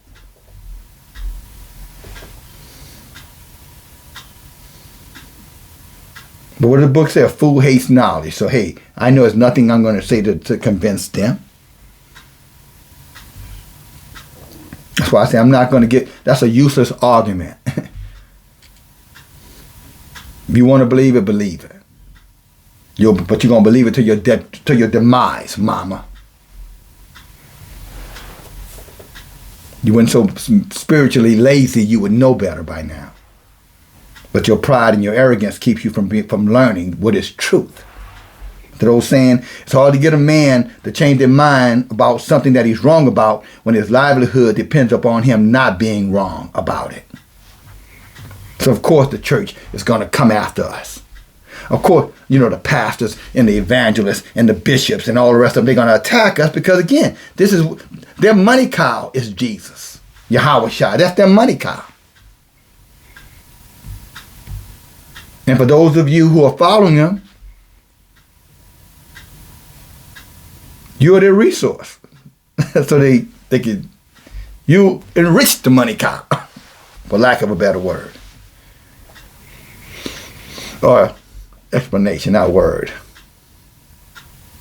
Clarification. But for the few of you who are wanting to know the word and hear the word of Yahuah, this is where we are today. And because you are a part of the righteous remnant, otherwise you would not be here. I'm talking about all the way here. Not those who come to hear the word but not going to do it. Not them. I'm talking about those of you who truly love him from with all your heart, all your mind, and all your strength. You all, you. Yeah, you. That's why you're here. Yahuah knew about you before you were formed in your mother's womb, my sister. Same thing to you, my brother. Go back and read it. It's there. Jeremiah 1 and 5.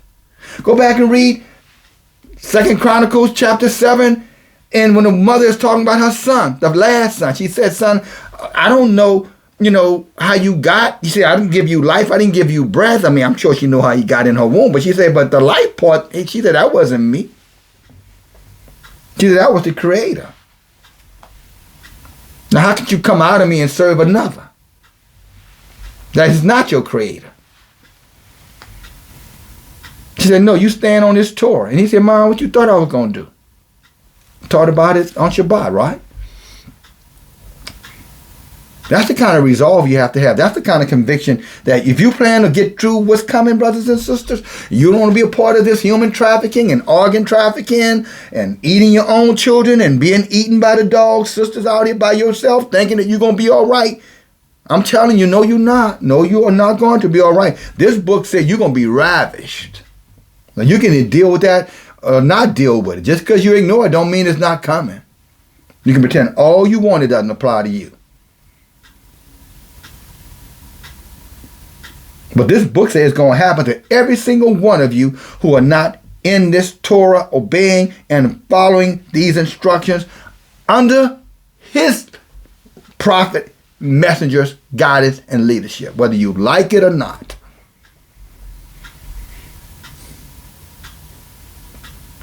Moses reminded us that. Deuteronomy 18 and 15 said, what? I will send. Let's go there. We're going to go there, and then we're going to go here, and then we'll be done. Look at this. Hallelujah. Many of you are familiar with this verse, but every now and then we just need to revisit it. A big part of what we do, brothers and sisters, is repetitive learning, teaching and repeating until learning has occurred. Book of Deuteronomy, chapter 18. And they will, I'm telling you, brothers and sisters, you're not careful. You got wicked Israelites who are going to manipulate this and twist it, but I'm going to help you with this. Watch this. Deuteronomy chapter 18, verse 15.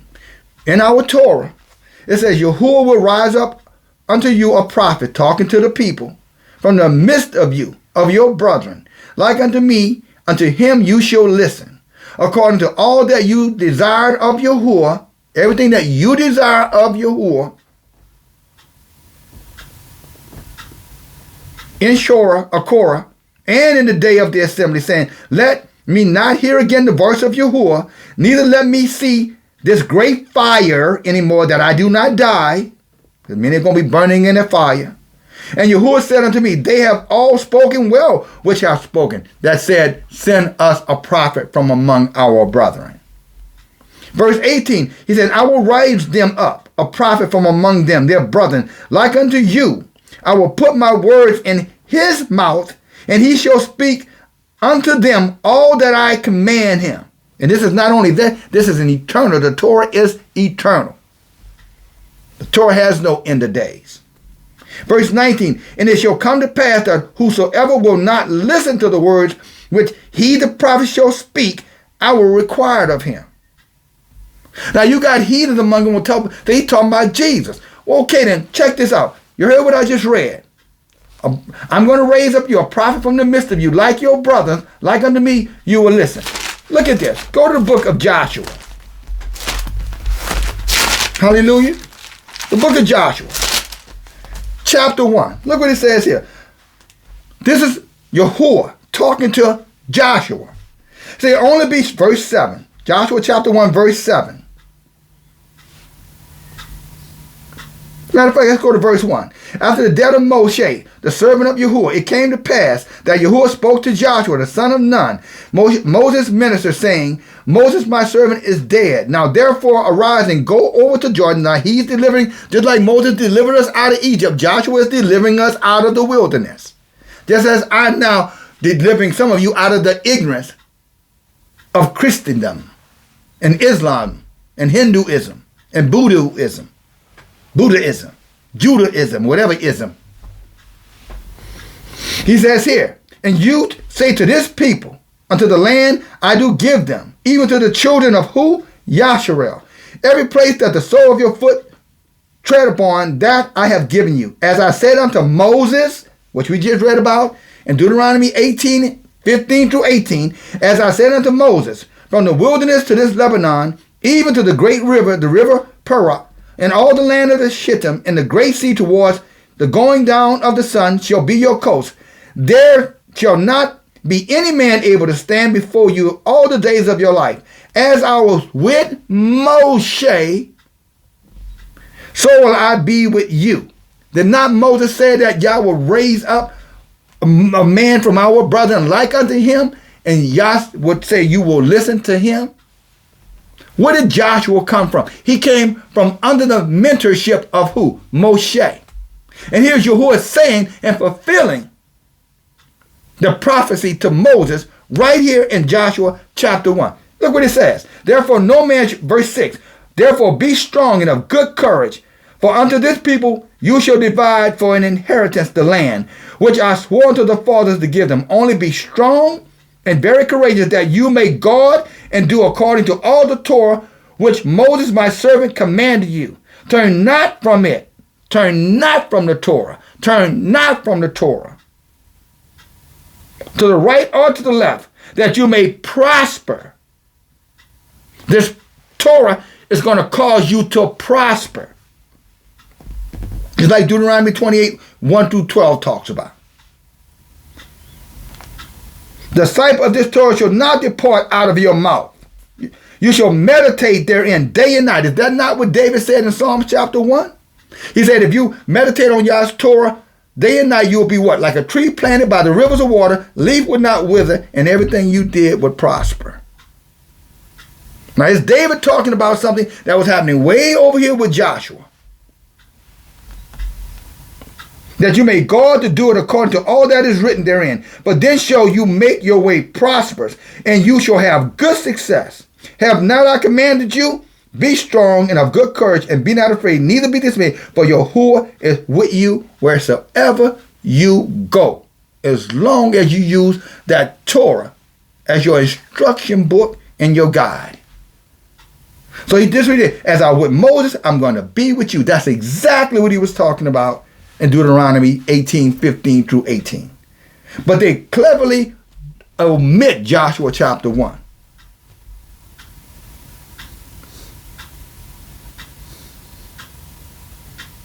It's exactly why, again, back to Joshua chapter 3, when Enoch said, who are they who want to hear the word of Yahuah? What is the word of Yahuah, brothers and sisters? His Torah. Enoch taught Genesis, Joshua, Enoch, the book of Enoch. Everything that's in the book of Enoch, these are all the things that Yah showed to Enoch, and Enoch came back, and he discussed it with the sons of men. He told them about the beginning. He told them about what would happen during the course of time. He talked about the flood. He talked about Noah coming. He talked about the end day. He talked about the white throne dome. He talked about the demons who will be walking on the earth looking like men. The fallen. He said you would know them because their skin would be, so light that you'll be able to see the blood through their skin, which would make them a pinkish color. It's one indicator. That doesn't identify all of them. It's just an indicator. But he said, more importantly, their heart will be against the Torah, and their heart will be against Yahuah. And they would hate Yasharel. He said, that's how you would know them. That's how we know them today.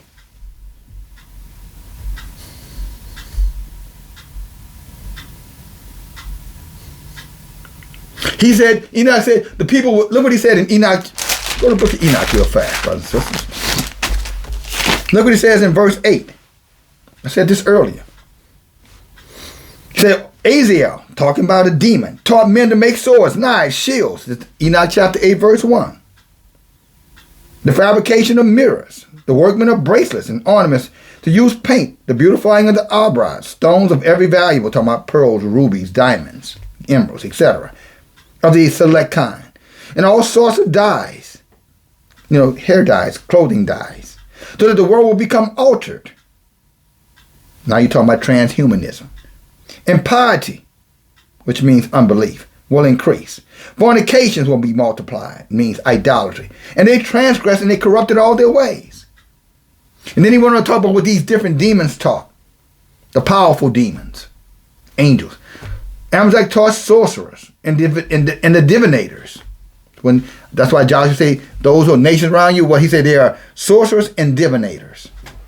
They were taught by the devil, by one of these demons, Armor sought sorcery. Bakel, observer of the stars. Abiel, science, why all these secret societies have all these little signals and signs. The star worshippers, these are the people talking about they keep Shabbat on the moon and they keep Shabbat on the season and past. That's all this stuff right there. He's talking about who taught them that, brothers and sisters. Or they come to you like, oh no, brother, you don't know. You got the Shabbat. It's just, no, you are a sorcerer. Get out of here. You devil. The devil taught you that. Didn't think I knew. But I do know because Enoch shared it. He wrote it. Said Tamiel taught astronomy. So that's, again, star, sun, moon worshiping. Everything being dictated based off of astrology, including your horoscope readers, your birthday keepers. Azrael taught the motion of the moon. Again, here we go. Red moon, all this harvest moon. And men being destroyed cried out, and their verses reached the heavens. And that's what's happening right now. There's a crying in the land. Rachel weeping for her children. The time of Jacob's troubles. Enoch forewarned this was coming. Look what he says over here in Enoch chapter 15.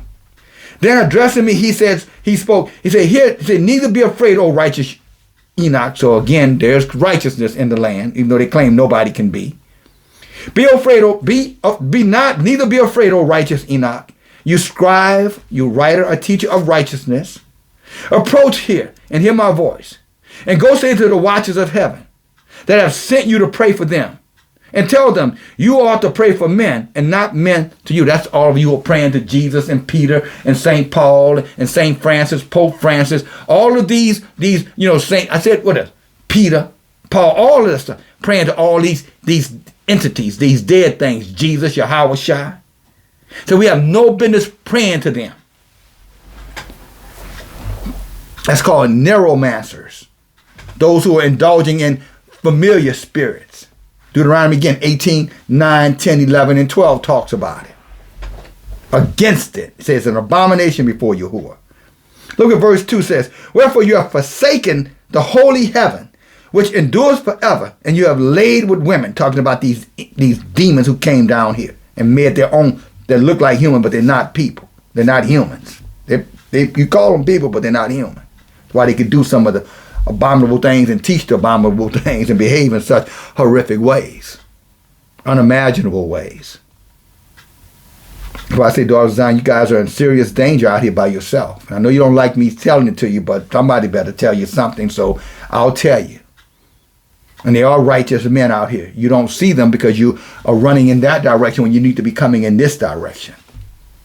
Come towards Yahuah. Come to Yahuah's tour. Come to these teachings, these lessons. Yahuah will manifest. You'll see that righteous men are here. I named a few of them already earlier, and those just a few. There are many more. Some I know, some I don't. Brother Davison, I didn't mention his name. I'll mention him now, though. And again, some of you, I didn't mention your name, but I know who you are.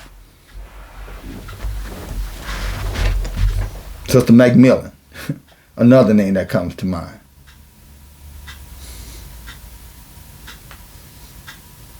Sister Wright. Lance Booth, I think that's sister. I hope that's sister. And others. And brothers.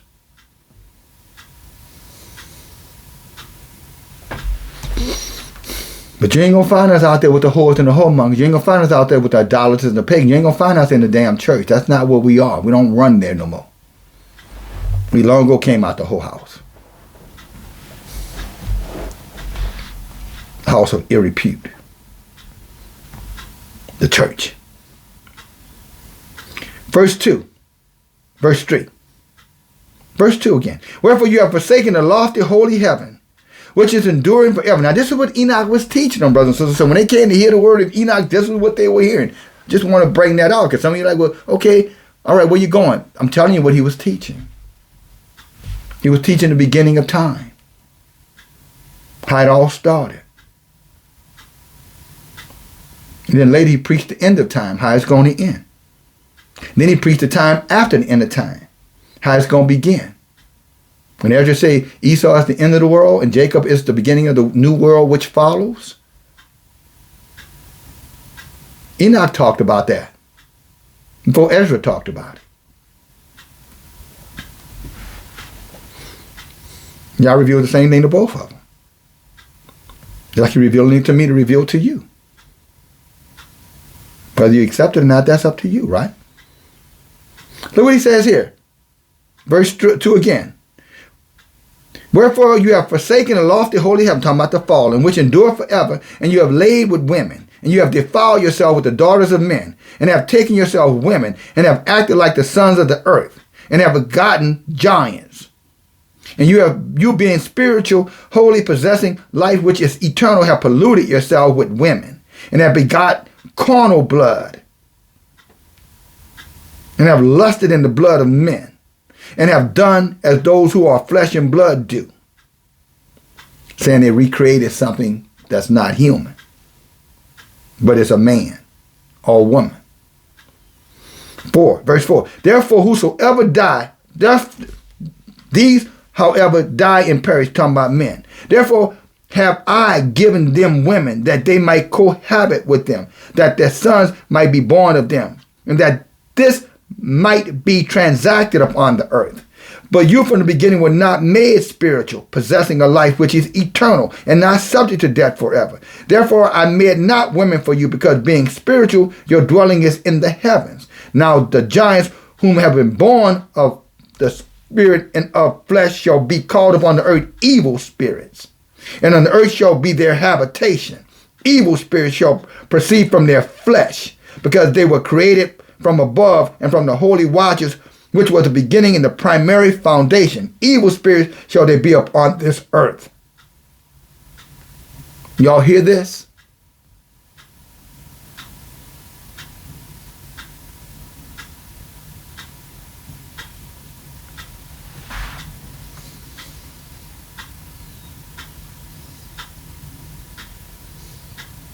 Look, I'll read a little bit further. The evil spirits shall proceed from their flesh, because they were created from above, from the holy watchers, and their beginning and primary function. Evil spirits shall be upon this earth, and the ruach of the wicked they shall be called, the children of the wicked. And the habitation of the ruach of heaven shall be in heaven, but upon the earth shall be the habitation of terrestrial spirits, who were born on the earth. The ruach of the giants are like Nephilims, not necessarily Nephilim, which shall oppress, corrupt, fall, contempt, and bruise or scorch earth. Predators they will be. Right here in the book, brothers and sisters. They shall cause suffering. No food should they eat. They shall be thirsty, and they shall be concealed. And they shall rise up against the sons of men and against the women. For they come forth during the days of slaughter and destruction.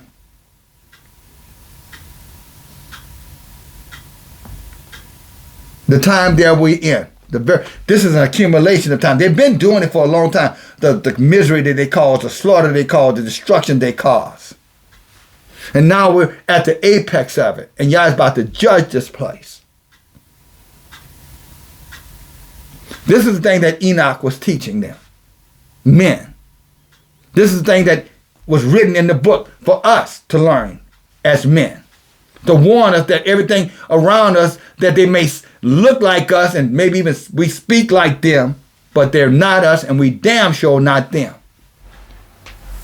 Even though many of us want to be them. Change our hair to look like their hair, change our eyes to look like their eyes. Transforming your bodies to look like their bodies. Walking around here naked with everything showing. Because you want to be embraced by them. Selling your souls for $1 to be, embraced by them. So they can call you special. You ain't like the rest of them. And there are many of the dumbasses in Israel sitting over there saying, like Mr. T said, I pity the fool.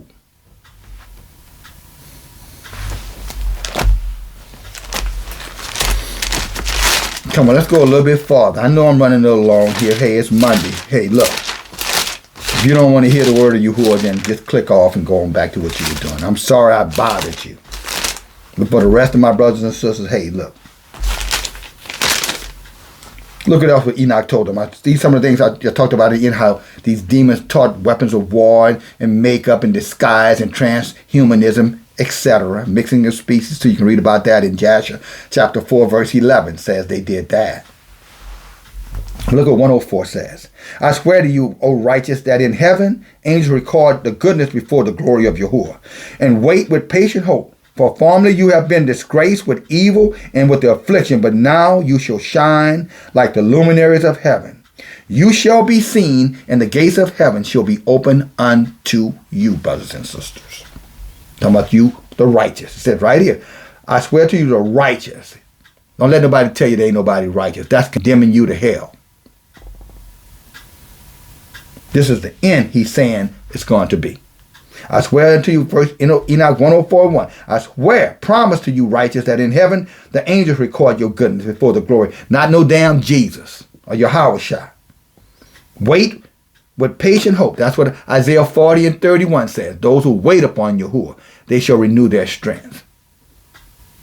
They wait with patient hope. For formerly you have been disgraced. I'm talking about we were all pagans and in idolatry and heathen religions and teachings, with evil and affliction that came along with that. But now you shall shine, because you'll be awakened like the luminaries of heaven. And you shall be seen, and the gates of heaven shall be open to you. Your cries have cried for judgment, and it's appeared to you. For on account of you, all of your sufferings shall be required of the princes and from everyone who's assistant in your plunder. So all of those other nations who will help these Western nations oppress Yahweh, Yah say you're going to get the heathen Westerners and all these Easterners and Southerners and Southern hemispheres and Northern hemisphere. You're going to get all of your wicked behinds too. But you're not escaping. You allied yourselves with the oppressors of Yahshua, and Yah has seen it. He has written it down, and he's coming for you. You better pray you don't die, but you're going to die. You better hope judgment doesn't come, but it's coming.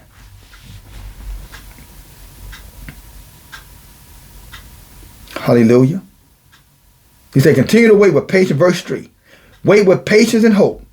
And don't relinquish your confidence. This is what I'm talking about, my brothers. Talking about time passed and you like getting leery. Don't get leery. Do not get leery. Do not get tired. See, that's what happens many times. You start off, you're on fire. Especially you younger ones. You're on fire. All right, but then when something doesn't happen in the time you think it, then all of a sudden you just start to drift away, sliding away. And next thing you know, you're right back out there where you started. And that's nothing but a trap of Satan. It's going to get you back out there, and then when the fire comes, it's going to get you right along with them. You have to strengthen yourself. You have to meditate, on this word. You have to have the resolve. You have to keep coming and keep coming. You got to hustle for this. And I mean hustle for it. If you want to make this team, You got to perform supreme. In other words, you don't quit. You don't take time off. You don't go back and forth. You get in and you stay in. Now, when you do find weak, you find yourself feeling weak, you go to the word, you go to the brethren, you come to the teacher, you come to the prophet, you reach out. Not with folly and foolishness about who is Jesus. He's a damn devil. Don't ask me that question anymore. I don't care what name you call him. Yahuah, he's a devil. Now, that make you feel better? Or Hamama Shower, whatever name the hell you call him. Goddamn devil.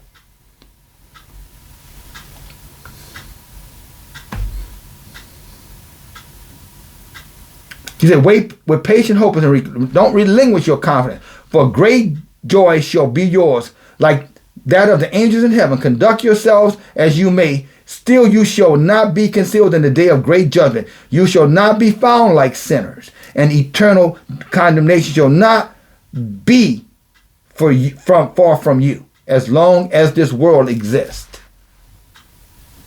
Y'all said we're right on the edge, but you ain't gonna fall in. And now fear not, righteous, when you see sinners flourishing and prosperous in their ways. Be not associated with them, but keep yourselves at a distance from their oppression. Be associated with the host of heaven.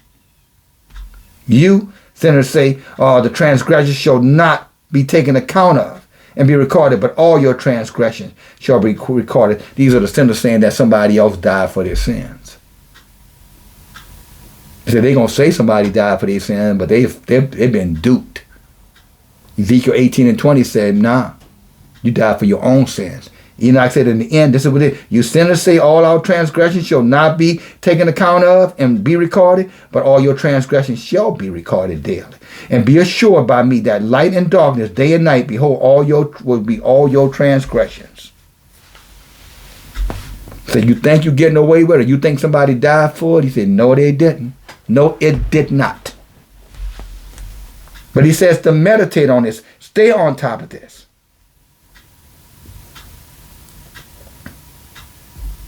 Verse 8, he said, they shall speak evil things, and they shall utter falsehood, and they shall create a creation of their own, a new God, their own Redeemer, their own Savior, and compose their own cypher, their own New Testament.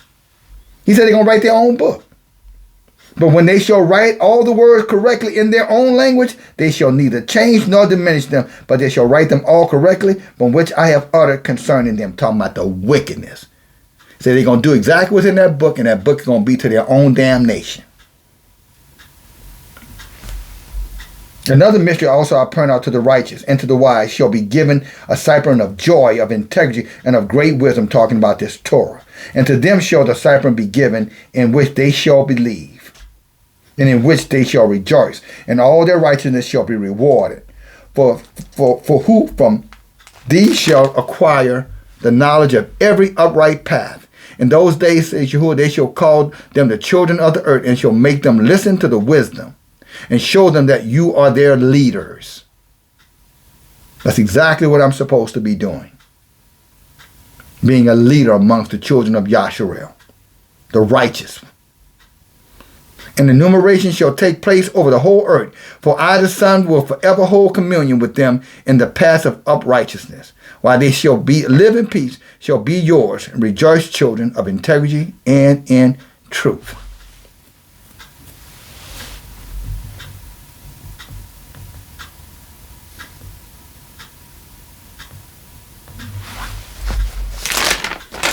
Enoch 105, verse 26. Look what it says. And I will bring them into the splendid light, those who love my holy name. And I'm talking about Yahuah. And I will place each of them on a throne of glory, a glory of his own. And they shall beat rest during innumerable periods. Righteous is the judgment of Yahuah. For the believing shall he give belief in the habitation of uprightness. And they shall see those who have been born in darkness, unto the darkness they shall be cast. While the righteous shall be at rest, sinners shall cry out, beholding them, while they exist in splendor, and proceed forward to the days and the periods prescribed in them. Y'all saw what Yahuah said, while they're suffering, we're going to be in splendor, brothers and sisters. Talking about the sinners who were misled to thinking that their sin don't matter. Their wickedness doesn't matter. Their abominations does not matter. Their idolatry and paganism does not matter. And this is how Enoch ended it. He began, who you who want to hear the word and learn the ways of Yahuah. In the end, he said, those who listen, you're going to be in splendor. Those who reject it, you're going to be damned. Those who interact with these demons and think that these demons are their friends, you're going to regret it. Talking about these two-legged demons. Some of them look just like you, Israelites, so don't get it twisted. Some of them got melanin. And I'll end with this, Psalms chapter 1. Now remember everything we've read thus far. Blessed is the man that walks not in the counsel of the wicked. Isn't that what Enoch 104 just said? Don't hang out with them. Don't be with them. Don't envy them. He said, blessed is the man that walks not in the counsel of the wicked, nor stands in the way of sinners, nor sits in the seat of the scornful. These are the mockers.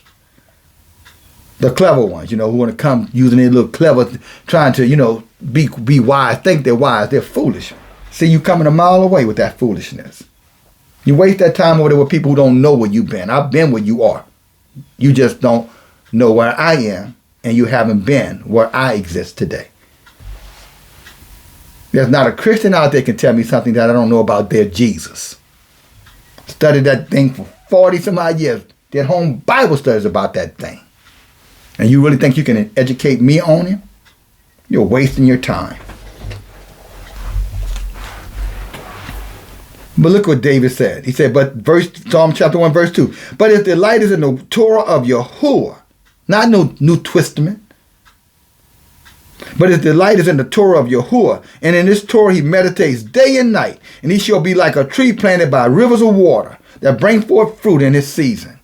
And his leaf also shall not wither, and whatever he does will prosper. But the wicked are not so. They are like the chaff which the wind drives away. Therefore the wicked shall not stand in judgment, nor sinners in the assembly of the righteous. For Yahuah knows the way of righteous, but the way of the sinner will be destroyed. Isaiah 66 and 24 is the conclusion of that matter. Isaiah 66 and 24. But I want to go right back here to verse 2. Psalm 1 verse. But his delight is in the Torah of Yahuah. And in this Torah we will meditate day and night. And then we shall be like a tree planted by rivers of waters. Brothers and sisters, when it talks about meditating day and night, you know what that really means? That means not jumping around, running from scripture to scripture, chapter to chapter. He said, no, you take upon a verse, or you take upon one of these messages, and you replay that over. That's what meditation is. I'll give you a better example. Remember when we were kids, and that heathen Christmas season would come, and we'd hear all those Christmas songs, Charles Brown, bells shall be ringing, a sad, sad tune. Or Nat King, chestnuts roasting on an open fire. Or the Jackson, Santa Claus is coming to town. All those songs, remember we'd hear them all the time. And they will become staple songs for us. Silent night, holy. Remember all of that? And you never got tired. It played all day long. Your mom had them 45s, and it just over and over. The albums, and it was just over and over and over. You know, it was a spirit that was around. It's an evil spirit, but we didn't know. But you know how they just listened over and they kind of put you in a certain mindset? The holiday spirit. This is the same method you need to have with the come down to Yah's Torah and these messages. You need to play them over and over and let them marinate, let them in. You don't listen to it 1 time, 2 times, 100 times, many times you need to. You're working, let it play. You're sleeping, put it on. You take the precept that we give you from the Tanakh studies. You read them, you research them, you mark it, you write it, you visit it. You don't run all over the place. We're not scattered. We are collected people. That's what meditating day and night is. And he said, if you do that, then your leaf will not wither. You'll be like a tree planted by the rivers of water. And everything you set your hands to do will prosper. That's the key. That's the key to redemption. That's the key to your prayers being answered. Your resiliency, your continuing in this Torah, and your reflection and your meditation through repetitive learning. Hallelujah. Hallelujah. I said it to you. And I thank Yahuah for you. I ask that you thumb up this message, you share this message, and you replay this message over and over, and the other messages. Learn, grow, strive. Time is short, clock is ticking. You'll be glad you did. Hallelujah. Last thing I'll say before I wrap it up, I want to thank Sister Angelina, thank you so much, dear sister, Brother Yancey. I want to thank, again, Sister Cynthia. And then I want to thank Brother Trent, because I think I missed you the last time. And then Brother Starks, okay, for your assistance, your blessings, all right? And all the rest of you who bless me in other ways as well, okay? If you don't have, well, however you do it, thumbing this up. That's a sign of obedience. When I ask you to thumb this up, you're not doing this for me, brothers and sisters. You're doing this for Yahuah. When you share these videos, you're not doing it for me. You're doing it for Yahuah. Never forget that. So it should be easy for you. You should want, I want to spread the word. I'm like Enoch. Who are those who want to hear the word and learn the ways of Yahuah? Well, part of his ways is not only us teaching and embracing it, but us what? Helping with it and then sharing the knowledge. So never think that when you're thumbing it up, you're doing it for Yahuah. When you refuse to do it, same thing applies. Okay? It's that simple. Everything getting written down. Rebellion 2. Hallelujah. Praise Yahuah. Thank each and every one of you. Shalom.